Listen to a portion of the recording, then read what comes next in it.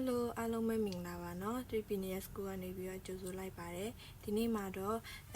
ရိုးကော်နဲ့ပေါ့เนาะလက်သေးကိုဘယ်လိုခံအောင်ကတ်ရမလဲဆိုတာကိုအသေးစိတ်လာပြပေးတာပဲဖြစ်ပါတယ်ရှင်ပထမအဆင့်အနေနဲ့ချယ်တို့တွေကကိုကတ်မဲ့လက်သေးကိုသစည်းနဲ့တိချစွာအကျန်းပေးမှာဖြစ်ပါတယ်အကျန်းပေးတဲ့အခါမှာလက်သေးခွန်ရဲ့နေရာလက်မကျန်အောင်တိချလေးကိုအကျန်းပေးမယ်ပေါ့เนาะ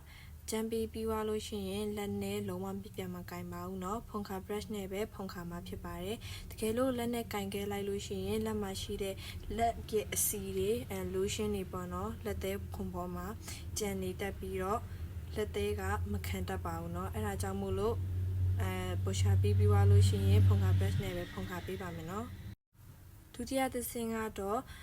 ကိုကတ်မဲ့လက်သေးခွန်ကိုစိုက်ရွေးပြီးသွားပြီးစိုက်ရွေးပြီးရဲ့လက်သေးခွန်ရဲ့အပေါ်မှာပေါ့နော်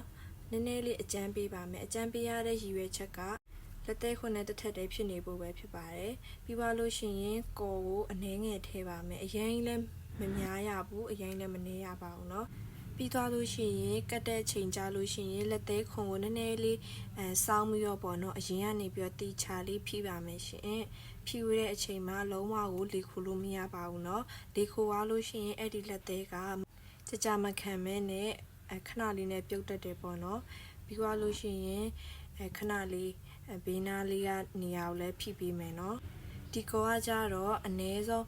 6စက္ကန့်လောက်ဆိုလို့ရှိရင်တော့ကောင်းကောင်း6ပါပြီเนาะသူကအရန်လဲ6ရလွယ်တယ်ပြီးသွားလို့ရှိရင်အရန်လဲခိုင်နေပေါ့เนาะဒီလိုနီးလေးကိုတခြားလေးကတ်ပေးမယ်ဆိုရင်တော့လက်သေးကလွယ်လွယ်နဲ့ပြုတ်စရာအကြောင်းမရှိတော့ပါဘူးရှင်အားလုံးကိုကျေးဇူးအများကြီးတင်ပါတယ်